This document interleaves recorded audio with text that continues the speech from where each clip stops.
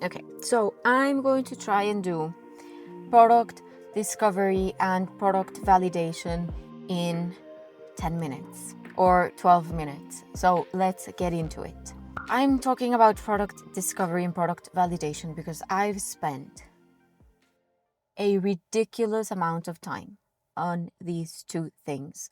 Month after month after month. I've been on this for, I would say, 2 years or even more than 2 years. So I have a thing or two to say about product discovery and product validation. Now, before I even start, there's a huge difference between doing product validation or product discovery for SaaS, B2B, software, digital products, tech, you name it, versus doing it for a physical product, maybe a CPG product, a direct to consumer type of thing. In both cases, you have to understand humans, you have to understand what's out there in the market, what you're competing with, what the go to market looks like, who your target market is, who your ICP is. You need to understand all of these things. But how you validate the idea is so different because with a SaaS, with a B2B solution, you can validate through your landing page. You can validate through clicks, click-through rate, leads, conversions, bookings, like someone who has booked a call with your team or with you. You have a lot of metrics that tell you if this is going to work or not. You can do like a front door test or a fake front door test, whatever it's called. You create a landing page and you test. Now, with a direct to consumer physical product, it's a bit harder because let's talk about content. When it comes to content, if you're validating a SaaS, you can create a demo in a few hours. You can create a huge thing in a weekend or in 2 days, beautiful landing page, Google Ads, and you're good to go. And I've done this before. I've done this many times. And I think that it is a process that works. It is a process that works in the sense of it gives you information. It kind of lets you know who your actual audience is, because maybe you think that your target market is A person and it's actually person B. So it gives you information about your target market. It tells you about what people are looking for, where they are looking for those solutions. And based on that, you can just keep polishing your idea, polishing your messaging until you find something that resonates. And once you find that, you can then go and run some ads. And if you get conversions, if you get some leads, you have a very valuable metric that tells you very clearly and in a quantitative way if your idea has some potential or not. And you can use this test if you want. Maybe you don't want to use the results from that test. Maybe you say, you know what, even if I got 0 leads, I still want to launch my SaaS. I have not done that. If I run a test and the results do not validate my hypotheses, so if the results are opposite to what I would have liked, I don't launch that idea. And even if it's painful in that moment, because I have convinced myself that this is a great idea, over time, I learn that I saved myself from a huge investment that was not going to have any ROI and a huge amount of time and effort in something that people didn't want and that was not going to sell as well as I thought it would. So I think that testing really works. I think that testing gives you a lot of information and helps you avoid a lot of mistakes. There's something else that you need to validate besides product market fit, and that is product founder fit or founder product fit. I think it's product founder fit. It sounds better. So I was sharing an idea that I have with a person that I trust a lot.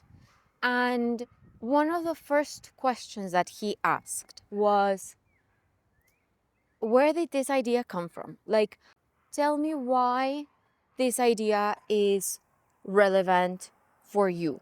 Why are you the right person for this idea? And he was not asking this in the sense of, I think there's someone with more talent or more ability for this product. He was trying to understand what relationship I have with this idea. Like, why do I feel compelled to create this product? Why do I feel as if the market needs this product? So that's something that you need to have a lot of clarity on, which is, what's your relationship with the product? What's your relationship with the idea? How do you connect with it? Because the best case scenario that you can have is to connect with this idea or this solution in a way in which it is super clear to you the problem that you're solving. What I'm trying to say is, if I went to someone with the idea of, let's create a company that sells trees, and I'm not kidding, like, let's create a company that sells trees, I have absolutely no relationship with trees, no understanding of how to take care of a plant, nothing. It's irrelevant to me to create something like this. So you don't want that to be the case. You want to create something where you clearly understand the pain points, you clearly understand the ICP, you clearly understand what they want, you clearly understand why the market needs your solution, which leads me to point number one. So I would say there's two things you want to solve, or there's two questions you want to answer. One of them is product market fit, and the other one is product founder fit. So product founder fit, I kind of just talked about that a bit. Now product market fit, let's talk about that more in depth. Point number one is the gap. What I mean by the gap is, what is the gap in the market that you saw or that you see that made you think the world needs this product? Because let's say you're talking about a physical product. In my experience, most markets, I don't know if they actually are, but at least to me, they seem saturated. And yet, many brands still cut through the noise, have a clear differentiation, and gain some market share. But they are able to do that because they really understand the pain they're solving and the person they're talking to. So your gap is not only related to the product category, most importantly, it's about the person that you're solving for. Who is that person that people have not taken care of? Who is that person that brands are not talking to? That's the gap. That's who you should be building for. Besides the gap, besides the audience gap or the ICP gap, the other thing that you want to think about is the pain. You want to validate the problem, you want to validate the pain, not only the solution. You really want to understand, does this pain point exist? Are people willing to pay for a solution for this? Is this pain point so big that people will want to pay for the solution? You don't just want to validate the solution. You don't want to validate your idea. You do want to validate your idea, but that's not it. You really want to validate the problem. Once you understand the problem, I think that you are better equipped to create a solution. If you just assume that the market needs your solution, you're going to end up in a situation where you have convinced yourself of an idea that no one needs. Another thing that this person asked me was, who is going to buy that? Like, who needs that? And when they asked this question, it makes you think twice, because it sounded as if I was creating a product for a market that didn't exist or that doesn't exist. And you don't want to find yourself in that position, which is why I'd recommend that you validate the problem. Who has this problem? How sharp is this problem? When do they experience this problem? Are they willing to pay for a solution? And so on. And if you find yourself thinking, that's an interesting problem, I want to solve for that, then go ahead and create a solution. But don't create a solution without understanding what it solves. Don't create a key and then go look for the door lock where it fits in. Don't do that. You're just going to waste your time if you're doing that. Something else that you want to be thinking about when you are validating your idea, validating the pain point, and so on, is the response from the market. If the market is clearly telling you, we don't care about this idea, we're not interested in this, they're not going to pay for it. Even if you have this great vision for the brand and for the product and whatever, you really have to think about, what's that thing that's going to drive sales? Are people going to buy only because the branding is great? I think twice. Like, branding is a super important tool. Branding helps people connect with you, connect with your brand. It helps you build trust. It helps them understand that you're building for them, and have a conversation with them where whatever it is that you're saying is interesting for them and relevant for them, because you understand them. You understand your target. You understand the person you're talking to. You're not just japping around talking to whomever will listen.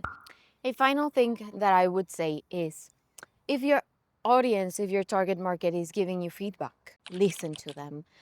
Otherwise, you're just wasting their time, you're wasting their opinions, you're wasting their experience. If you don't listen, and if they don't feel as if you listened to what they have to say, they will not show up. You want to create a product where they feel involved. They feel as if their opinions matter, because they can see that feedback implemented in the product. So if you have the chance to get some feedback in the form of an actual conversation, like interview a potential customer, don't waste their time. If they are showing up, if they are telling you what they want, what they need, what they don't care about, listen to them. If you don't listen to them, they will not show up once your product is ready to go and you launch. They will not show up because you said to them, I don't care about your ideas. I don't care about your point of view. I only care about my ideas, and the product will only have my ideas. They will be able to see that. And if they're able to see that, they're not going to show up. And here's the thing. If your target market doesn't find your product interesting or relevant, they don't have to tell you. They don't have to give you any explanation. They will simply go somewhere else, somewhere where their ideas have been taken into consideration, where the brand or the company has listened to what they have to say, where their feedback has been implemented, where their problems are being solved and addressed. They will go there because people want products, solutions, services, ideas that solve something for them. They're not going to show up for your idea if your idea is only about you, or if your product is only about what you want to share with the world. They will show up if your idea can talk to them and can talk to their pain points and can clearly address them and say, you know what, I understand your problem, I understand your pain point, and I have created something specifically for that because I listened and I care. And when you care, your audience shows up because they know you care. And there's not a lot of companies and brands out there who care. And so they end up leaving the market as soon as they get in. But for the brands who care, for the companies that pay attention and they listen, they have loyal customers. They have customers that don't only buy, but they come back again, and then they come back with their friends, and then they become loyal customers, and then they become brand ambassadors, and so on. You want that type of customers. You want loyal customers. You want recurring purchases. And you only get that if you care about the person that you're serving.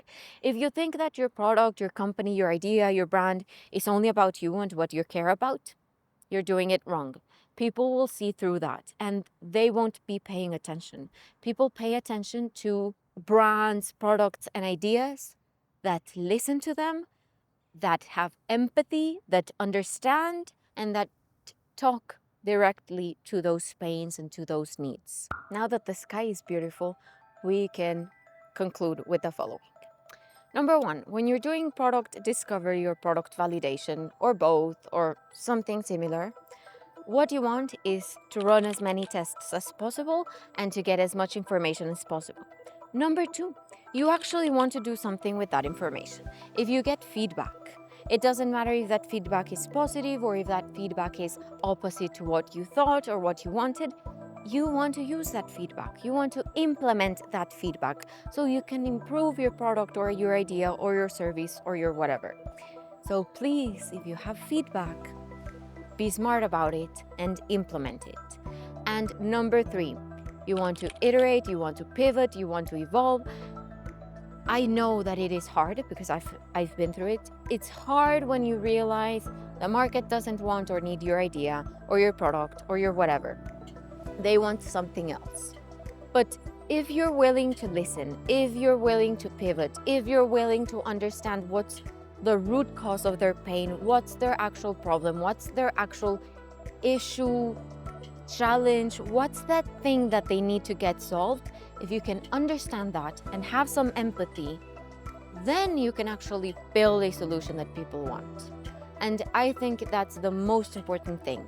If you're just building based on what you think, based on your assumptions, based on your point of view without listening to the market, you will end up with a product or with an idea that's very similar to what you had in mind, that's what you wanted to build, and that's not what the market wants.